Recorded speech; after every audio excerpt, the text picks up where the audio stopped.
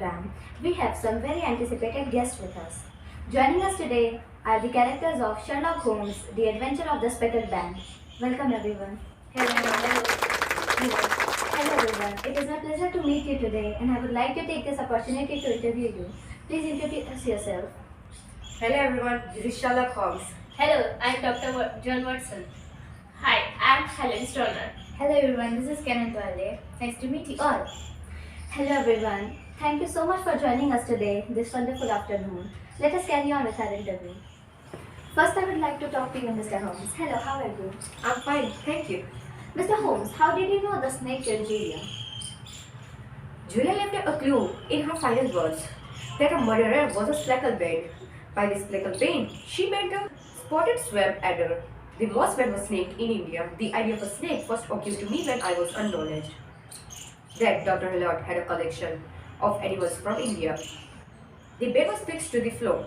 She might have accepted for a week or so, but sooner or later she must fall a victim. The snake's venom would be unknown to European doctors, and they might have not seen the small marks behind the creature. Now, what were the things that you noticed in the household and why did you find them all? First, a leopard and a baboon are in itself some very odd bits to start with. Later, in Julia's room, we saw a new bell added just recently but of no use at all. Suspicious or not, the bell was also jolted to the bed so it couldn't move away from the bell. There was also a strange ventilator on her wall. Strange because it didn't open outside. On the other side of the ventilator, it was Dr. Willard's room. There was an iron safe, long lash, and some might suggesting on Ophidian habitation. Why did you suspect Mr. Roylott of the murder? Because Dr. Sherlock was a well-traveled man. We found a will of the household of the stockman from the late mother of Helen. She had a trust for a little over £1,000, which were the under Dr. Sherlock. However, upon each of the daughter weddings, 200 was to be given to each of them. It hardly seemed enough for a murder, but if it was murder, Dr. Sherlock seemed to make profit from it, and possibilities should not be neglected. The royal family were worth of hundreds of thousands, but upon talking to Miss Helen, she told us that in the last century, four successive heads were of a dissolute and wasteful disposition. The family rule was eventually completed by glamour in the days of pregnancy, and Mr. Roylott spent his entire fortune escaping a capital punishment after beating one of his servants to death back in India. Nothing was left save a few acres of ground and the 200-year-old house, which was left itself crushed under a heavy mortgage. Money can make a man do the unthinkable. Greed and shortage of money. Greed and shortage of money seem like a reasonable excuse for murder. Moreover, Dr. Sherlock's visit to my apartment was more than this. Some help to strengthen my suspicion. You seem to notice every little details when examining our case. How so? Any special tips? No, not special, but some basics. Observe the details, pay attention to the basics, use all senses, think thoroughly, adapt to the situation, and most importantly, cutting is commonplace. But logic is rare, so stick to logic. Thank you very much, Mr. Holmes. That is very good advice. It has been my pleasure to talk to you. Thank you so much. Thank you so much. Hello, Mr. Watson. How are you? Hello, I'm doing great. So, why did you take part in the case from the start? Were you interested in it? And how was it working with Holmes? Well, I have been accompanying Holmes in a lot of his cases, and it would be a lie to say I wasn't interested. I was, indeed I was. Holmes is a great person, and I fully acknowledge Holmes is far smarter than I am. He is very sharp observer and great at lightning swift detective reasoning. How do you know Sherlock and what kind of relationship do you both have? I served as an army physician in Afghanistan, was wounded in action and was invalided out of the service. Later, finding myself in London with no means of support other than my wound pension. I thought it would be a good idea to share lodgings with someone else to cut out expenses. An old acquaintance, Mark Stamford, introduced me to Sherlock Holmes. Together, we both rented an apartment. It soon became evident to me that whatever Holmes' profession was, it was an odd one. Eventually, he revealed himself to be a private detective, or as he called it, a consulting detective.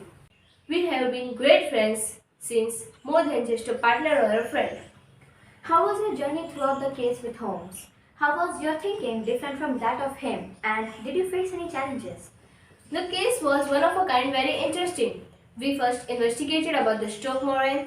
Turned out upon each of the woman's wedding was £200 to be given. At first, according to me, Mr. Rowlett were one of the wealthiest of the Saxon families. So I thought, even though he might be the one committing crime, he wouldn't have done it for the money. But Holmes is a bit sharper than me. He remembered what Miss Helen had said. The most of the Mr. Rowlett's wealth had run out. He figured that due to same reason, Mr. Rowlett might have been the criminal. About the challenges, it might have been Mr. Rowlett himself. He followed Miss Helen to our apartment and warned us not to interfere in his matters. Thank you so much, Mr. Watson. It was my pleasure to talk to you. Thank you. Now, let's carry on with Miss Helen. Hello, how are you? I'm fine, thank you for asking. Before talking with Mr. Holmes, what did you think caused your sister's death? I believe my sister's death was brought on by pure fear and nervous shock. Though what frightened her, I had no idea. But of course, the truth was way far from something that I have never imagined had happened. You were engaged before your meeting with Mr. Holmes. Then why did you decide to pay him a visit when everything was going fair? 2 days before my visit, some repairs were started on the west wing of Stoke Moran, and my bedroom wall was pierced, forcing me to move into my sister's bedroom. A day before, around 3 in the morning, I was woken by the same whistles sound my sister had described, a metallic sound. I was frightened. That's why I decided to meet Mr. Holmes for his consult. How did Julia's death affect you? After her death, I became lonely and depressed because I had lost my only companion. Before going to bed, she had told me about the strange whistles, but I thought it was just those whistles. Midnight, I was awakened by her screams and ran to her room. She was in bed, struggling, and the only word she could say was speckled bag. I called my stepfather, but he didn't answer. Why would he? I was in an immense shock because I had lost my best friend. I really miss her. I'm very sorry for your loss, Miss Helen, but thank you for talking with me. Now, our last guest this evening. Hello, Mrs. Roy. How are you? I've been doing great, thank you. So, what was your main idea or purpose in the story? How did you create mystery? In the adventure of Specklebend, my general purpose is to entertain the public with a mystery. I brought in details that entertain in a particular way, for instance, by puzzling you or frightening you. And I created mystery or purpose in this story using pathetic fallacy and deliberately making you feel unsure or anxious about what will happen next. And I did this by creating mysterious settings and use of strange characters and providing hints. What motivated you to tell a story revolving around Sherlock Holmes?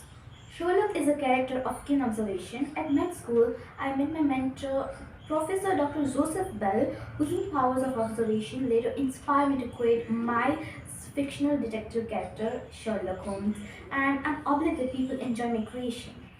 Does Dr. Watson play an important role? Yeah, Watson plays a far more important role in the tale of than mere observer. In fact, he's the basis of it all. Had he not met Holmes and insisted on telling the great tales of the great detective, we had been without this remarkable stories. From the writer's view of point, I knew the importance of someone the detective can make the enigmatic remarks, and Watson is the linchpin. Like, he provides the essential core of humanity that is often hard to find in Holmes. It would be difficult to listen to a story told by Holmes as well. Thank you, sir. Your creation is indeed excellent. Thank you very much. Thank you, ladies and gentlemen, for joining us today. It has been so great talking to you. I hope all of us will meet very soon again. Thank you very much. Thank you. Thank you for inviting us. Thank you very much. Thank you for watching.